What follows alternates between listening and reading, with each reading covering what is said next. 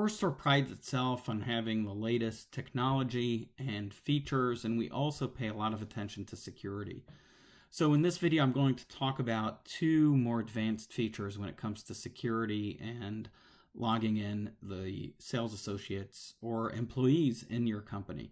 So one of the first features I'll talk about, and actually we're only talking about two features, is facial recognition.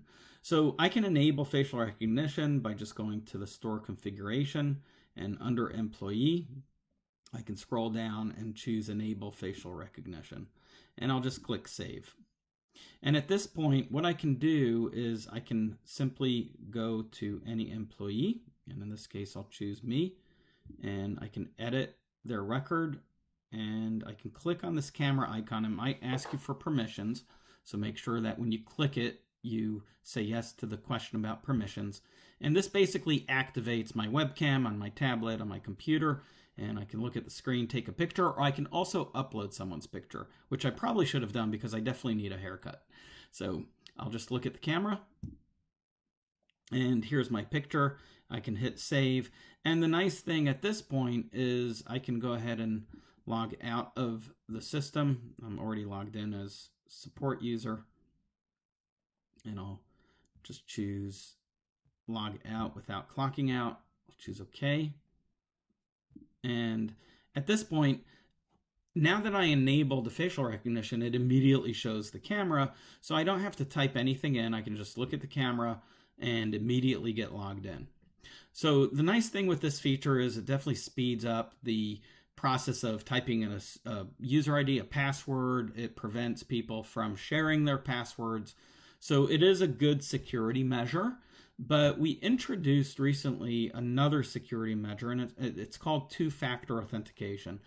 And two-factor authentication has been around for quite a long time. Typically, you may be used to it when you try to access your banks or certain e-commerce sites. And one of the most common practices is that the system will actually text you a code after you enter your user ID and a password, and you have to acknowledge the code.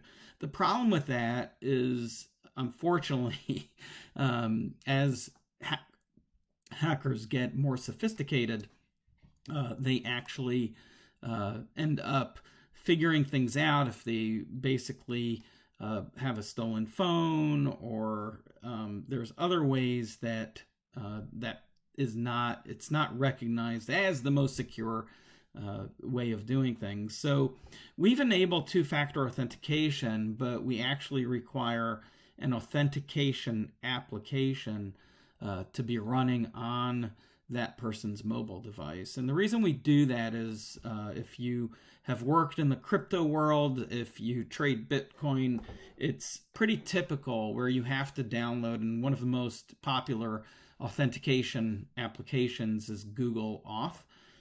And we definitely support that. And basically, that provides the ability to receive a code.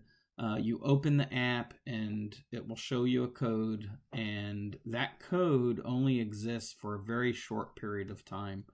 So it's considered a much more secure way, much more secure two-factor authentication. And to enable two-factor authentication, again, under my store configuration, all I need to do is just go to employee, and I can enable two-factor authentication right there. And once I hit save, it will save that. I already had it enabled, so I don't need to save. And now at this point, what I can do is I can go over here and edit my profile. So this every employee has to be assigned an account because this does tie to their mobile device. And I can edit the profile, and I can scroll down and choose set up two-factor authentication. So that button will show up. And basically what we're going to do is I am just going to pull up my authentication program on my device. And I'll turn on the camera and just show you briefly how that looks on my device. I'm going to hide a couple of things that I have set up, so make it a little more private.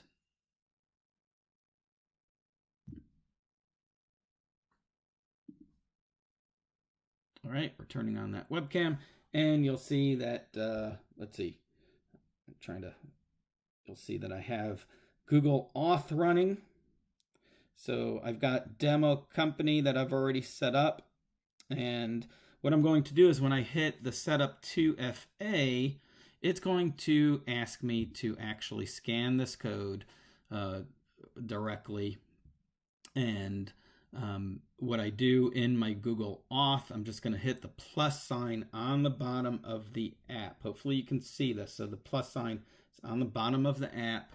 It's really easy to set up. It will ask you to scan a QR code. So I'm just going to scan this QR code, and basically it will ask me to replace the existing account because, again, I've already set this up, and now I've got a code showing. So I'm going to say verify, and again, this code you'll see right there, 475414. It's totally secure for me to tell you that because that code is going to change within, I think it's every 30 seconds or a minute. It really doesn't last long. And at this point, I can see that two-factor authentication is active. So again, once it's active, I can simply hit save. And let me just, so now I can refresh that. I think it's saved. Yeah, two-factor authentication is active. So now when I actually go in and log out, again, it will, since we enable facial recognition, I can just go ahead and hit log in. But what it's going to do at this point is it will prompt me for this security code. So not only is it asking or recognizing my face, it's also stopping and saying, please enter your authentication code. Now, we wouldn't want to do this every time we switch between sales associates, but what it does is it actually forces the user to acknowledge that it's them, at the beginning of the day when they're first logging into the system. So I'll go ahead and put in my code, and I got to do it before the code changes. And you'll see the code already changed, right, from when we entered it earlier. So again, that logs me into the system. So that's a really good security measure. It's not necessary unless you have certain concerns. But there's one, I said there were two security things that I wanted to point out, but there's actually one third security setting that I think is actually really good to enable. It will limit certain things, but I think if I type in, or let me go to employee section, and we can see where that option is. And actually, I realized this setting is under locations. And the reason is, well, you'll see in a second, because I have to set it by location. So if I go into my location screen, I can actually edit any location. And what I can do is I can limit so that employees must be at the location in order for them to clock in and log in. And you'll see there's a time clock IP address. So your IP address is your unique address that is assigned to you by your internet provider. What you want to make sure is that you have a plan, an internet plan that allows you to have what's called a static IP, meaning your IP address never changes. So what this does is it secures your environment so that employees who are set to use your time clock, set to clock in and clock out, they can't do that from outside of your retail location.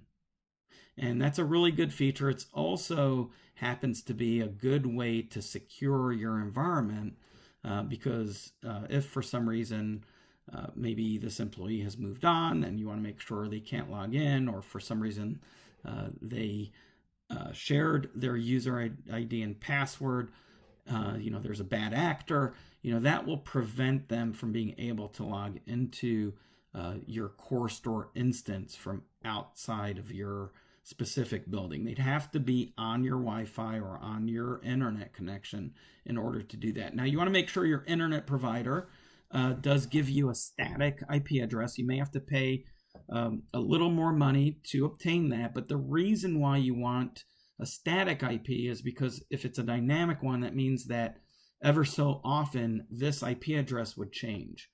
And by the way you can find out what your IP address is you can simply type in what's my IP in Google, and it shows you this is my IP address, right?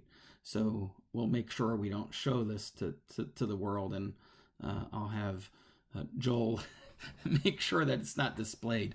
But the IP address, if you just type in what's my IP, that will show you your current IP address. Again, if you don't know or you don't have a static IP address, definitely contact your internet solution provider. And that's another really good way to secure coreSTORE and also to prevent, any fraud or any bad actors that, may think that they can clock in remotely, and take a little time before they actually arrive at your door. Thank you for watching this video, and we'll look forward to more videos.